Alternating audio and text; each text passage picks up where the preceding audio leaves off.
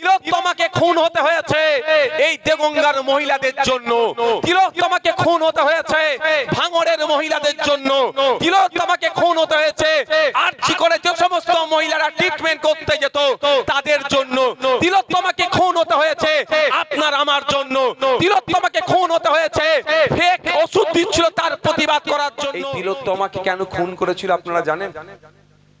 আমি আপনাদের একটা জিনিস ক্লিয়ার করে যাই, তিলোত্তমাকে আগে খুন করেছিল, পরে ধর্ষণ করানো হয়েছিল। এটা মাথায় থাকবে তো?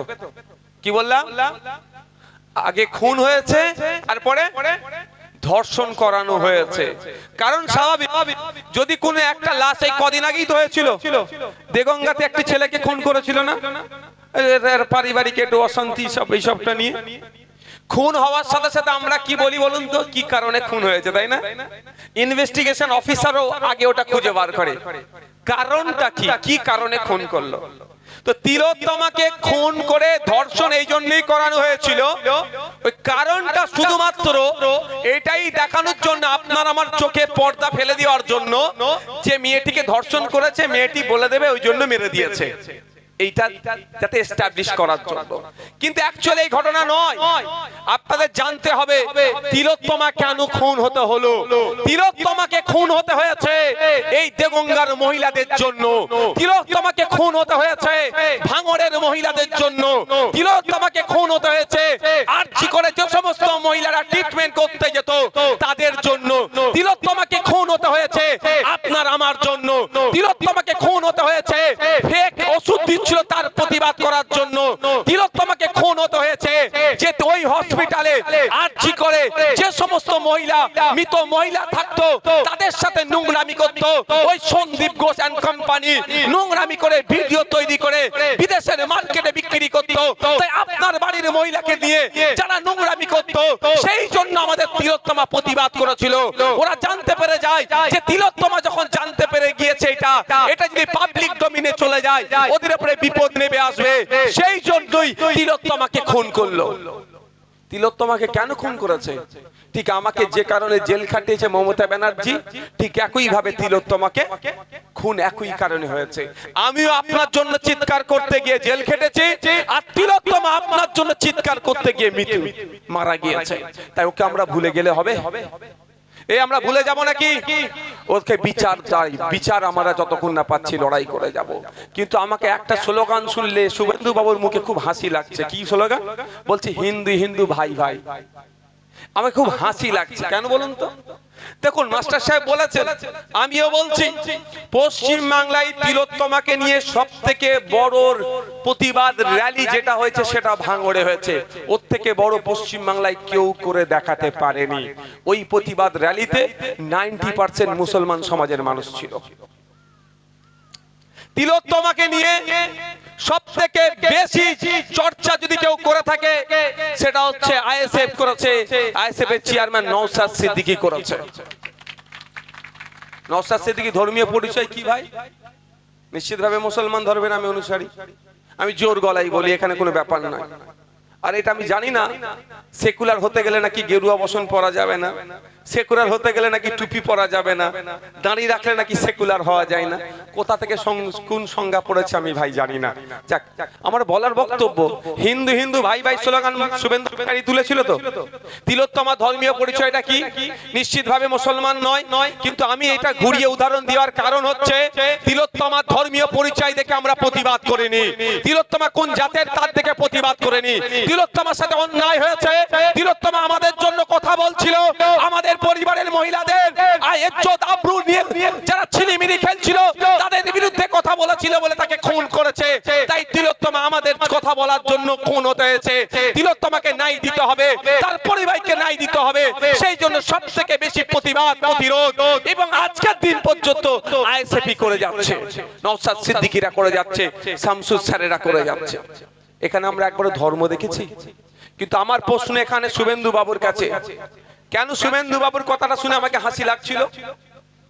সেন্ট্রাল সিবিআই এই মামলাটা দায়িত্ব নিয়েছিল তো ইনভেস্টিগেশনের, আপনাদের মনে আছে? কিন্তু নিট ফল কি?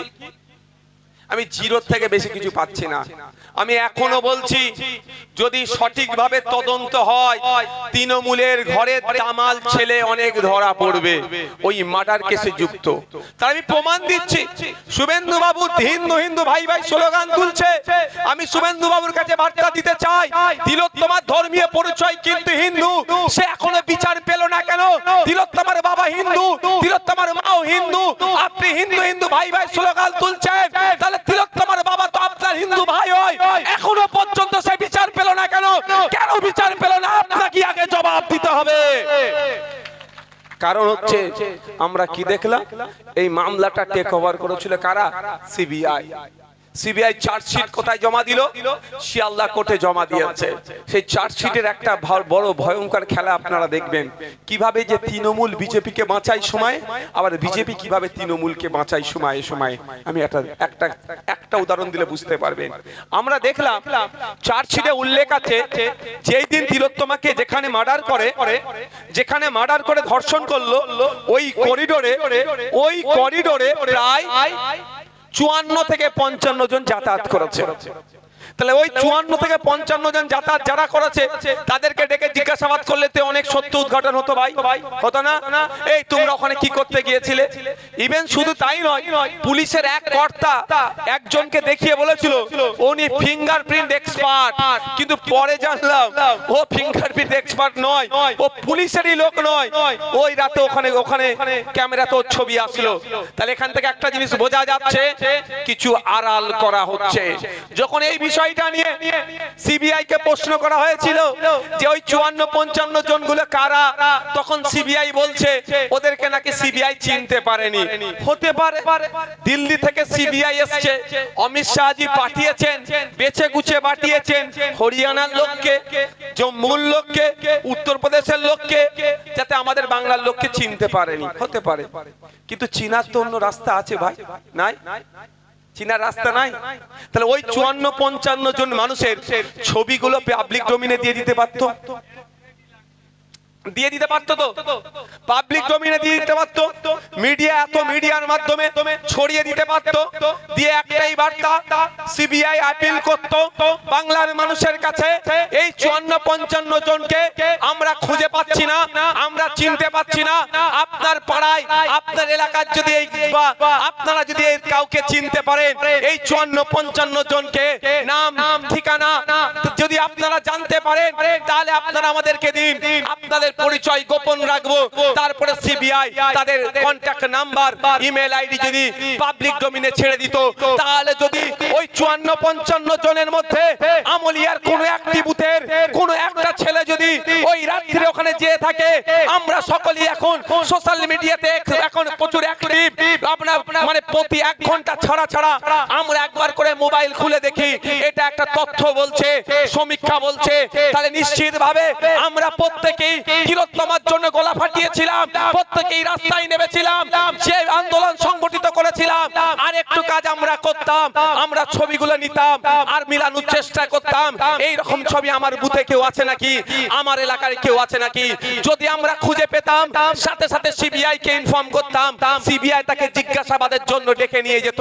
সে যদি ওর কালপিট হতো, তাহলে তাকে ধরতো, তাকে শাস্তির ব্যবস্থা করতো। সহজ হতো না ভাই? কিন্তু করেছে কেন? এড়িয়ে গেল। দিদি বলে দিয়েছে দাদাকে, তোমাকে আমি ওয়াকফ উপহার দিয়ে দেবো। দিদি দাদাকে বলে দিয়েছে মুসলমানদেরকে ওবিসিতে আমি শেষ করে দেবো। দিদি দাদাকে বলে দিয়েছে আরএসএস কে, যে মুসলমানদের যত রকম ধরনের ক্ষতি করা যায় আমি ক্ষতি করে দেবো, তুমি আমার 54-55টা সোনার টুকরোকে কিছু যেন অসুবিধে করো না। ওই জন্য করেন। শুধু তাই নয়, আচ্ছা তিলোত্তমা কি একা ডিউটি করছিল? এরকম হয়? আপনারা আরজি করে গিয়েছেন, হ্যাঁ, একা ডিউটি করছিল। তাহলে ওনার সাথে যারা ডিউটি করছিল, আমি বলছি না তারা দোষী ভাই, কিন্তু তাদেরকে তো জিজ্ঞাসাবাদ করা যেতে পারতো। কটা ডাক্তারকে জিজ্ঞাসা করেছে, কটা নার্সকে জিজ্ঞাসা করেছে। শুধু তাই নয়, আমি কথা অনেক আগে বলেছি, আজকেও বলছি, যে সিসিটিভিটা অপারেটিং করে তাও বলে দিচ্ছি, সিসিটিভিটা মধ্যখানে বন্ধ করা হয়েছিল। কি বললাম? যে সিসিটিভিটা অপারেটিং করে তাকে জিজ্ঞাসাবাদ করলে, হ্যাঁ তোমাকে এসে কে বন্ধ করতে বলেছিল? কি বলছি বুঝতে পেরেছেন? মাথায় ঢুকছে কি বলছি? তাহলে দুধকে দুধ পানিকে পানি হয়ে যেত, কিন্তু করলো না কেন সিবিআই? সিবিআই তো অমিত শাহর হাতে। অমিত শাহ মানে এখন কেন্দ্রের বিজেপির নেতা, কেন্দ্রের মিনিস্টার। তাহলে বিজেপি তৃণমূলকে তো এই সুযোগ ছিল ঠান্ডা করে দেওয়ার। 54টা তৃণমূলের নেতার ছেলে নেতা কেতা তো জেলে থাকতো, কিন্তু করলো না কেন? এরা একে অপরের পরিপূরক। যখন এ গাড্ডায় পড়ে ওকে সাপোর্ট দেয়, ও যখন গাড্ডায় পড়ে একে সাপোর্ট দেয়। কদিন আগে ভুলে যাচ্ছি মহাকুম্ভ হয়েছিল উত্তরপ্রদেশে। হিন্দু সমাজের ধর্মীয় বিশ্বাস প্রতি 130 বছর না 140 বছর ছাড়া ছাড়া মহাকুম্ভ হয়। ওখানে গিয়ে স্নান করলে তার পাপ মুক্ত হয়। হিন্দু ধর্মের ধর্মীয় বিশ্বাস। আমার আপনার রাইট নেই এটাকে নিয়ে খিল্লি করার। আপনি না ওটাকে মানতে পারেন। আমি মসজিদে যাই, রাকেশ যাই মন্দিরে, রাকেশ মসজিদটাকে ঘৃণা করতে পারবে না, আমি সৌমদ্বীপের মন্দিরটাকে ঘৃণা করতে পারবো না। আলাদা। আর্টিকেল 26, আর্টিকেল 26-এ বলা আছে প্রত্যেকটা ভারতীয় রাইট আছে কে কোন ধর্মকে চুজ করবে। রাকেশ করেছে হিন্দু, আমি করেছি মুসলমান, কেউ করেছে খ্রিস্টান, কেউ করেছে ঈসাই, আবার কেউ ধর্মই মানে না।